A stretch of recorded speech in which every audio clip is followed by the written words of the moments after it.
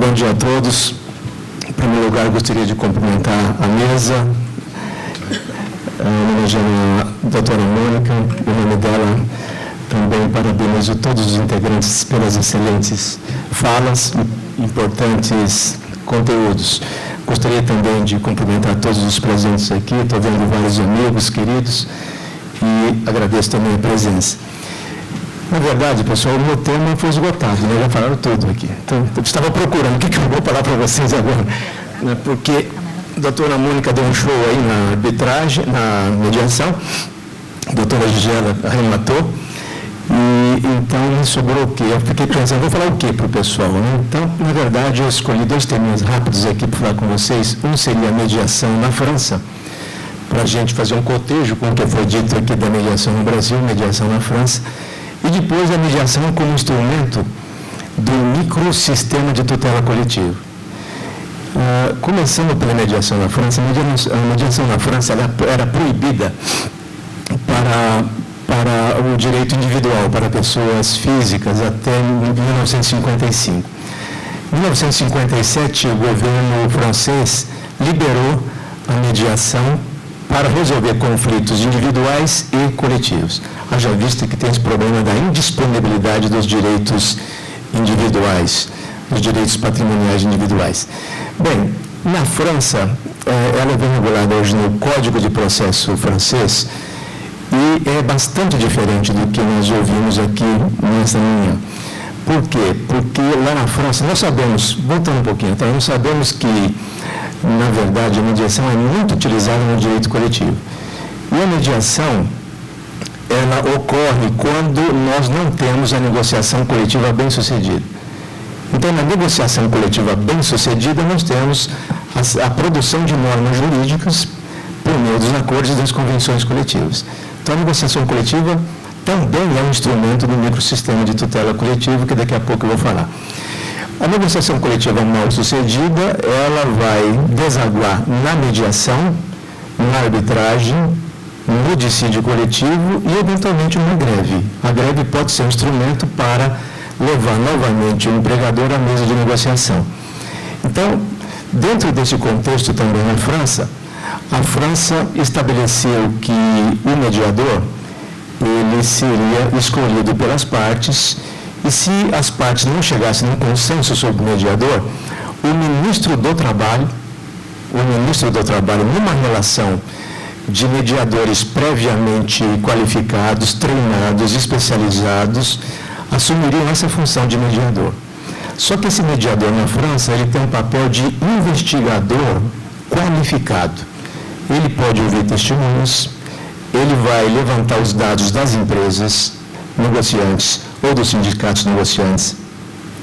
Ele pode requerer o auxílio de um expert, um contador, eventualmente um advogado ou um administrador, para levantar dados técnicos, para embasar o seu trabalho. E esse mediador, ou escolhido pelas partes, ou indicado pelo ministro do Trabalho, ele vai produzir um documento que se chama recomendação. Então, essa recomendação, depois de um certo tempo, ela é submetida às partes. Sendo submetida às partes, se houver acordo, muito bem. Mas, se não houver acordo, essa recomendação é encaminhada, é recomendação totalmente motivada com, obviamente, os ingredientes técnicos, jurídicos, econômicos, sociais pertinentes à causa. A partir do momento que essa recomendação eventualmente não seja aceita pelas partes que estão ali na mediação, essa mediação ela é encaminhada para o ministro do Trabalho.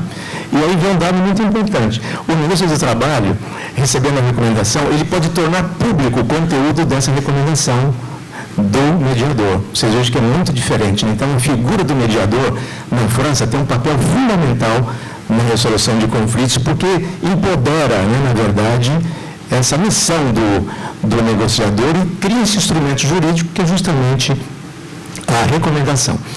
Agora, no Brasil, eu atuei como mediador. Quando eu era procurador do Ministério Público do Trabalho, eu atuei algumas vezes como mediador. A Lei Complementar número 75 de 93 coloca que o Ministério Público do Trabalho, entre as suas atribuições, pode agir como árbitro. E se age como árbitro, e como árbitro ele tem que produzir uma sentença arbitral, se pode o mais, pode o menos. Então, a minha grande dúvida na época era que o sindicato tornava a minha situação muito tranquila. Ou seja, ao invés de entrar com uma arbitragem, onde eu teria que produzir, ser muito mais ativo, produzir uma sentença arbitral, eu ficava muito folgado na situação de mediador. Então, eu fiz algumas mediações do Ministério Público. E eu vejo a mediação como um instrumento fantástico de resolução de conflitos coletivos, porque a mediação, como instrumento de resolução de conflitos coletivos, se coloca no mesmo nível, no mesmo patamar, de que os instrumentos do microsistema coletivo. Quais são os instrumentos do microsistema coletivo que nós temos? Nós temos o administrativo. O instrumento administrativo do microsistema de tutela coletiva são os termos de ajustamento de conduta. E esse termo de ajustamento de conduta do Ministério Público do Trabalho não confunde com o termo de compromisso que é estabelecido, se não me engano, no artigo 937 da CLT, no caso da mediação. Porque esse termo de compromisso que é atribuído aos auditores fiscais do trabalho não tem natureza executiva, ou seja, é um gentleman agreement, vamos dizer assim. Mas o termo de ajustamento de conduta, como todos vocês sabem, ele tem a natureza jurídica de título executivo extrajudicial. É como se fosse uma sentença. Na verdade, para mim, é sentença do Ministério Público. Então, se o juiz tem uma sentença jurisdicional, o Ministério Público tem uma sentença administrativa que ela chama termo de ajustamento de conduta. Porque, se não for cumprida, também será executada e as penas são gravíssimas, que ali tem as astreantes. Bem, então, a mediação como instrumento do microsistema de tutela coletiva, ele se coloca ao lado dos procedimentos, ou posso dizer até um pouco mais, dos processos, né? Do processo administrativo, do processo negocial, do processo arbitral e do processo jurisdicional, ao lado, obviamente, da mediação. Então, nós temos cinco instrumentos à disposição dos senhores advogados para resolver o conflito. Isso até faz parte, né, dos novos canais de acesso ao sistema de justiça que foi implantado, como muito bem dito pela doutora Mônica, pela Constituição Federal de 88. A própria Constituição Federal de 88 criou esses novos canais de acesso ao sistema de justiça. E a mediação, nós não podemos também esquecer que hoje ela faz parte ali dos novos instrumentos dentro daquilo que se chama formalismo valorativo ou do neoprocessualismo, que é a parte inaugural do nosso Código de Processo Civil de 2015. Bem, mas se nós temos o TAC como resolução de um processo administrativo inaugurado por um inquérito civil pelo Ministério Público, que ele vai desaguar eventualmente ali num TAC, nós temos na negociação coletiva a produção de normas jurídicas pelos acordos e pelas convenções coletivas. Então, nós temos o processo negocial.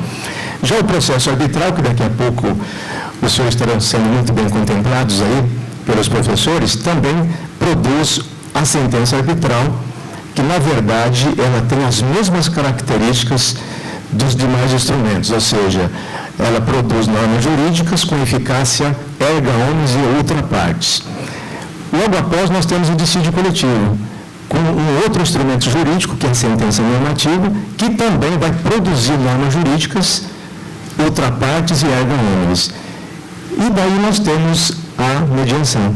Então, a mediação bem-sucedida, ela também vai levar o quê? A produção de normas jurídicas. E se for no plano coletivo, essas normas jurídicas produzidas pela mediação não ficarão e não perderão em nada para as sentenças emanadas do Poder Judiciário, onde nós teremos as ações civis públicas, ações civis coletivas, e aí nós temos digamos assim, o fechamento do microsistema de tutela coletiva, dentro do qual inserimos a mediação. Ou seja, a mediação é tão importante que ela não perde nada para uma ação civil pública, para uma ação civil coletiva, que são emanadas do Poder Judiciário. É um instrumento que pode ser levado a efeito, a um bom termo, pela participação das partes, por meio de um profissional bem capacitado, e ela vai produzir normas jurídicas e, por fim, vai solucionar conflitos coletivos da mesma maneira que qualquer outro instrumento jurídico dentro daquilo que podemos chamar de microsistema de tutela coletiva.